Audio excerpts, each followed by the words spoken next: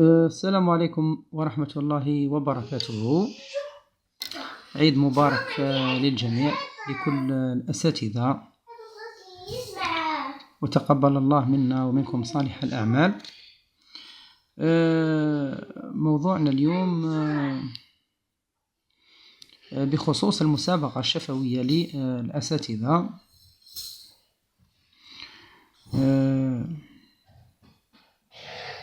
التي ستنعقد يوم 24 و25 و26 من هذا الشهر مارس 2026. قبل التطرق إلى ربما بعض الأسئلة، خاصة الأسئلة التي تمت في 2017 ومن قبل أيضا في 2012 و2013 مسابقات يعني القديمة، أود أن أوجه بعض النصائح والتوجيهات. صدقوني ربما قد تكون هذه النصائح يعني بديهية، لكنها جد ضرورية، وستحظى أيضا اهتمام اللجنة خاصة. لماذا؟ لأن المسابقة الشفوية هذه تاع هذا العام راهي ليست مسابقة معرفية، راهي مسابقة بالدرجة الأولى متعلقة بكاريزما الأستاذ، شخصية الأستاذ فقط. هل هذا الأستاذ يصلح ككاركتير من خلال التواصل، من خلال قراءته للأسئلة؟ هل يصلح أن يكون أستاذا ذات كفاءة عالية أم لا؟ من خلال الحوار، من خلال التواصل مباشرة سيستنتج أصحاب اللجنة ما مدى قيمة هذا الأستاذ. لهذا فالنصائح في الحقيقة جد ضرورية. أول نصيحة، أولا في البداية على الأستاذ أن يحمد الله كثيرا. في البداية يبين اللجنة بعد السلام والتحية، اللي هي تحية الإسلام، السلام عليكم ورحمة الله وبركاته، أن يحمد الله عز وجل وصوله إلى هذه المرحلة الأخيرة، المقابلة الشفوية. وفي الحقيقة هذه نعمة من عند ربي سبحانه، أنه الطالب بعدما كان طالب أصبح يجتاز مسابقة توظيف، وهذا هذا إن دل على شيء فإنما يدل على أنه الأستاذ يستكثر خير الله عز وجل، وهذا من جميل طبيعة الأستاذ. النقطة الثانية وهو أن يظهر الأستاذ الثقة العالية في النفس، ويتجاوز هاجس الخوف. لازم يبين للجنة باللي راهو عنده ثقة بالنفس، وأنه قادر لديه القدرة على تقبل أي سؤال من خلال النظرة تاعو، من خلال ابتسامة تاعو لأصحاب اللجنة، وهذا شيء إيجابي، وبالتالي سوف يلاحظ ذلك اللجنة. النقطة الثالثة وهو التركيز الجيد في السؤال. لابد أن يبدي تركيزا جيدا، وهذا يظهر من خلال قراءته للسؤال، من خلال الاستماع أو الإصغاء.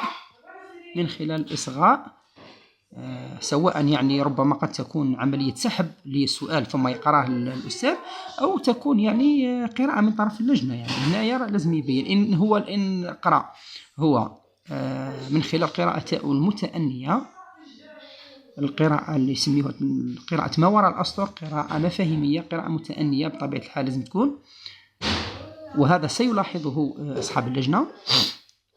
وإن كانت هناك أما اللجنة إذا قرأت السؤال فمن خلال الإصغاء، لابد أن يصغي جيدا وما يتسرعش في الإجابة، على الأقل يمد مهلة ولو ل4 ثواني 5 ثواني ثم يجيب، لا يتسرع حتى يضبط نفسه جيدا. وهذا واضح يعني، لأنه المتسرع راه واضح من خلال ما تخلصش السؤال قد وتلقاه يجاوب يعني مباشرة، هذا راه حافظ مش فاهم، وبالتالي هذا النوع غير مرغوب يعني. النقطة الأخرى تجنب الإجابة الغير متأكد منها. فطبيعة الحال ربما تصادفنا بعض الأسئلة تلقانا يعني نجيب ببعض الإجابات ونحن لسنا متأكدين. هنا يعني لابد أن يعترف، والاعتراف سيد الأدلة يعني شيء بالعكس شيء جميل أن يكون الأستاذ يعني في هذا الجانب، لأنه القليل فينا من يمتلك يعني من يمتلك جرأة الاعتراف، وبالتالي شيء إيجابي يعني عندما يعترف مثلا الأستاذ بلي راهو السؤال هذا يعني ما يقدرش يجاوب عليه. وبطبيعة الحال كلنا يعني لا نعلم، فمن أخطائنا نتعلم يعني شيء جميل. بالعكس يعني أنا أعتقد أنه يعني لو جيت من أحد اللجان يعني وقدم سؤال ويصارحني مباشرة يعني، خاصة إذا كان سؤال صعب، لو كان سؤال ربما عنده علاقة بالمهنة وبالخبرة لابد شوية الأستاذ أن يتحايل في الإجابة ويبحث عن إجابة يعني على الأقل مقنعة عقليا باش يتقبلها الطرف الآخر.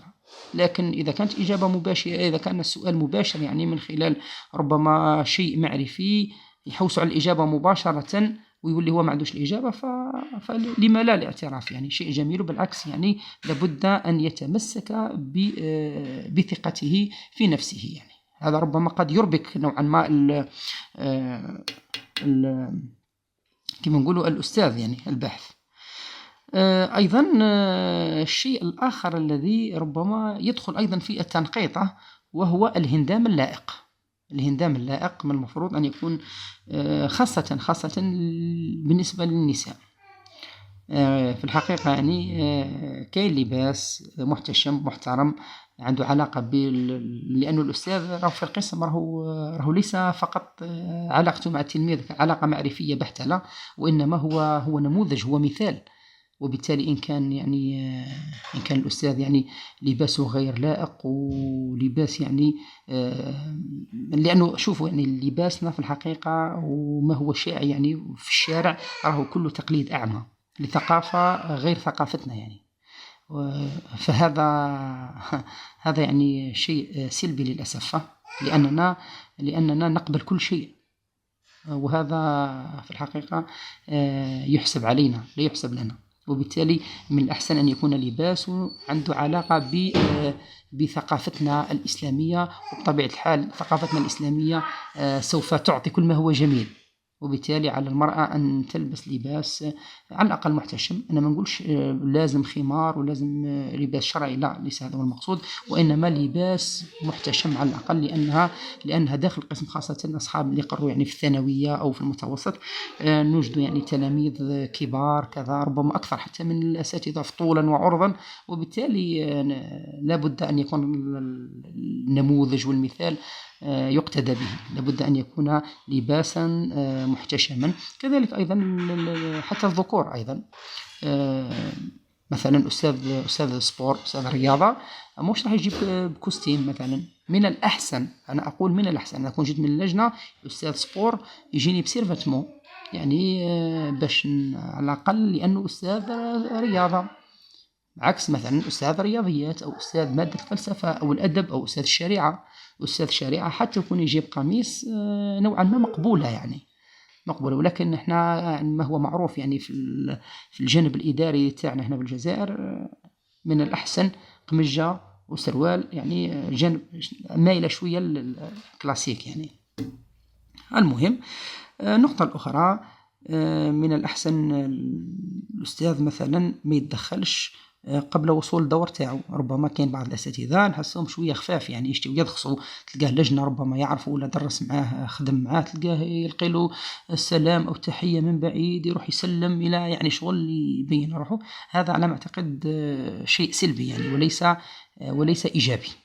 وبالتالي عدم التدخل في أي شيء قبل وصول دورك. كي تلحق دالتك ألقي تحية هذيك الساعة ادخل كما تعرف يعني. لكن قبل ذلك أعتقد أنه أمر غير مقبول، وبالتالي سيلاحظه اللجنة. أول شيء وأنت رايح يعني إلى لجنة المقابلة، من الأحسن في يدك بطاقة تعريف وورقة الاستدعاء، مع تجلس مباشرة تلقي التحية السلام عليكم، تضع بطاقة الهوية والاستدعاء تقدمها للجنة مباشرة بلا ما يقولوا لك هات. من الأحسن تفهم روحك، لأنه هذه أيضا داخلة في التقويم.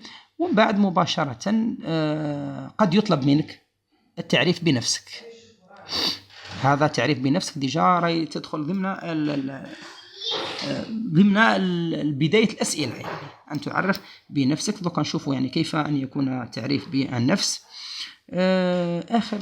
ربما آخر ملاحظة هي أنه بعد المناقشة أو بعد الحوار مع اللجنة، من الأحسن أن لا تنسى شكر اللجنة في الأخير، على الأقل بارك الله فيكم، ككلمة يعني طيبة ختامية تجمل فيها يعني ربما ما قدمت. هذا قد ينتبه له أصحاب اللجنة، والله أعلم. التنقيط كما هو معلوم 3 نقاط، أغلبها صدقوني 75% تدخل في شخصية الأستاذ، قدرته على التواصل، كيف يحلل، كيف يلخص، قدرته على تحليل المشكلات. بعض الأسئلة ربما متعلقة بمشكلات وضعية يعني داخل المؤسسة. هذه راهو سؤال راهو من بين الأسئلة يعني الواردة، وهي يعطيك وضعية مشكلة مثلا، يعني يشوف ردة فعلك كيف تعالج هذه المشكلة، وبالتالي قدرتك على حل المشكلة وزاوية النظر يعني تلعب دور كبير يعني، وتدل على خبرتك في المجال.